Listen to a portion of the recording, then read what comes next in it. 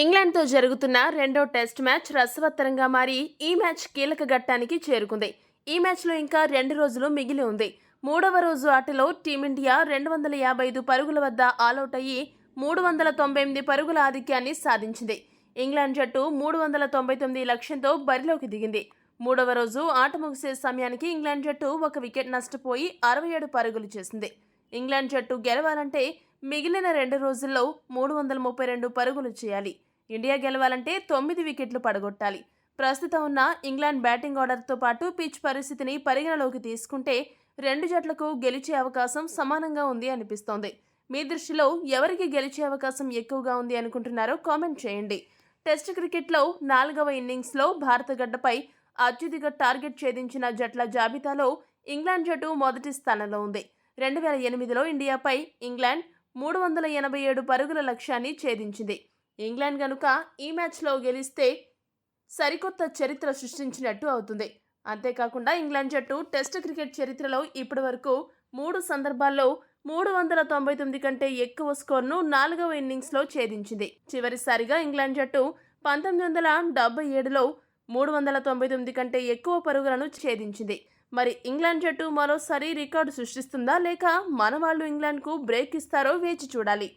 ఈ మ్యాచ్లో మన బ్యాట్స్మెన్లలో చాలామంది అట్టర్ ఫ్లాప్ పర్ఫార్మెన్స్ ఇచ్చారు. రోహిత్ శర్మ, శ్రేయస్ అయ్యర్, రజత్ పాటీదార్, కేఎస్ భరత్ ఆశించిన మేర బ్యాటింగ్ చేయలేదు. వీరు గనుక బాగా బ్యాటింగ్ చేసి ఉంటే టీమిండియా మరింత పటిష్ట స్థితికి చేరుకునేది. ఈ మ్యాచ్లో కేఎస్ భరత్ బ్యాటింగ్ సరిగ్గా చేయకపోయినా కీపింగ్లో మాత్రం అదరగొట్టాడు. మూడవ రోజు ఆట చివరిలో అశ్విన్ బౌలింగ్లో సూపర్ మ్యాన్ క్యాచ్ పట్టి బెన్ డకెట్ను అవుట్ చేసి అబ్బురపరిచాడు. అలా తెలుగోడు సొంత గడ్డపై కీపింగ్లో తొడగొట్టి ఔరా అనిపించాడు. భరత్ సూపర్ క్యాచ్ మీకు నచ్చినట్టయితే ఈ వీడియోను లైక్ చేయండి. చివరి 2 రోజులు ఈ మ్యాచ్ను టీమిండియా స్పిన్నర్లు గెలిపించబోతున్నారని చాలామంది జోస్యం చెబుతున్నారు.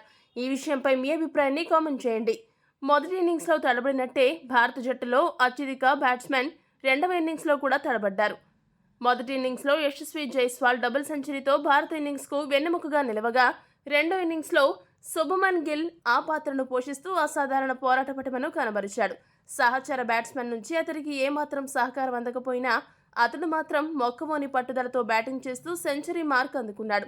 అంతేకాదు, గత కొంతకాలంగా అతడి బ్యాటింగ్ సామర్థ్యంపై వస్తున్న విమర్శలన్నింటినీ ఒకే ఒక్క సెంచరీతో తిప్పికొట్టాడు. ఇక 3వ రోజు హైలైట్స్ విషయానికి వస్తే వికెట్ నష్టపోకుండా 29 పరుగుల ఓవర్ నైట్ స్కోర్తో ఇన్నింగ్స్ ప్రారంభించిన భారత జట్టు 3వ రోజు మొదటి సెషన్ నుండే తడబడింది. England fast bowler James Anderson కొత్త బంతితో ఆరంభంలో భారత బ్యాట్స్మెన్ను చాలా ఇబ్బంది పెట్టడమే కాకుండా 3వ రోజు మొదటి వికెట్గా రోహిత్ శర్మ వికెట్ను రాబట్టాడు.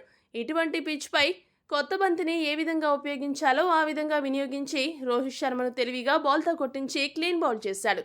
రోహిత్ శర్మ వరుసగా 2వ మ్యాచ్లో కూడా ఫెయిల్ అయ్యి తీవ్రంగా నిరాశపరిచాడు.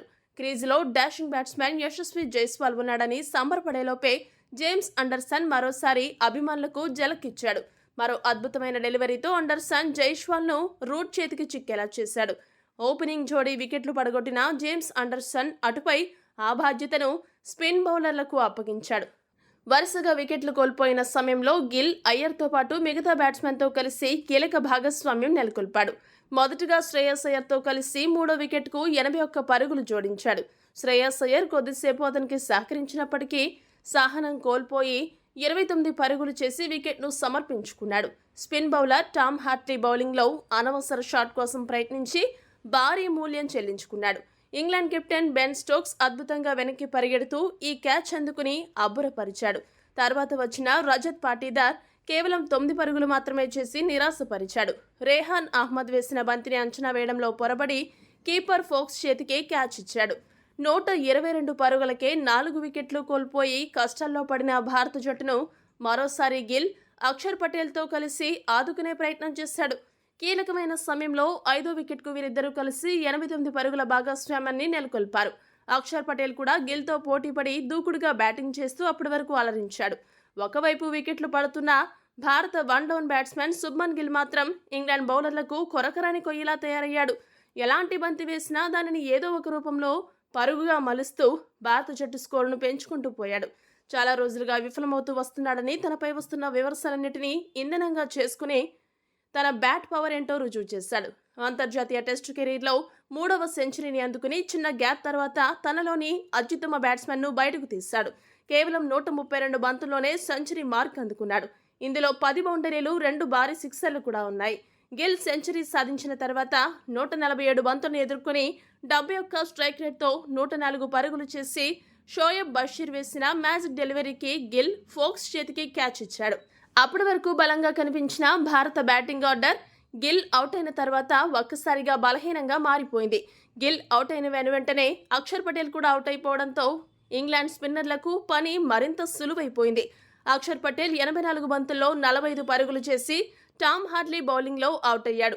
కేఎస్ భరత్ మరోసారి ఈ మ్యాచ్లో పేలవ ప్రదర్శన చేసి నిరాశపరిచాడు.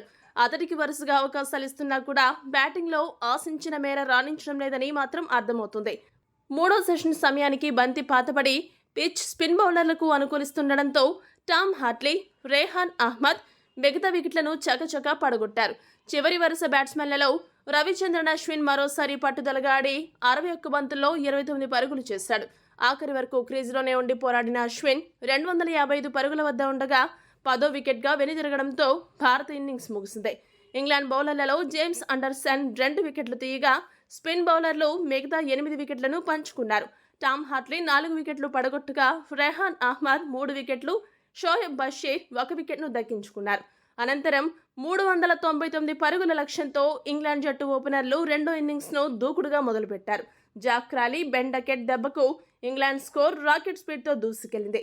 ఇటువంటి పరిస్థితుల్లో అశ్విన్ బౌలింగ్లో కేఎస్ భరత్ సూపర్ క్యాచ్ పట్టి 27 బంతుల్లో 28 పరుగులు చేసిన డకెట్ను అవుట్ చేశాడు. 3వ రోజు ఆట ముగిసే సమయానికి ఇంగ్లాండ్ జట్టు 1 వికెట్ నష్టపోయి 67 పరుగులు చేసింది. 29 పరుగులతో క్రాలీ, 9 పరుగులతో రేహాన్ అహ్మద్ క్రీజ్లో ఉన్నారు. ఈ వీడియో కనుక మీకు నచ్చినట్టయితే లైక్, షేర్, కామెంట్ చేయండి. మరిన్ని స్పోర్ట్స్ అప్డేట్స్ కోసం మా ఛానల్ను సబ్స్క్రైబ్ చేసుకోండి.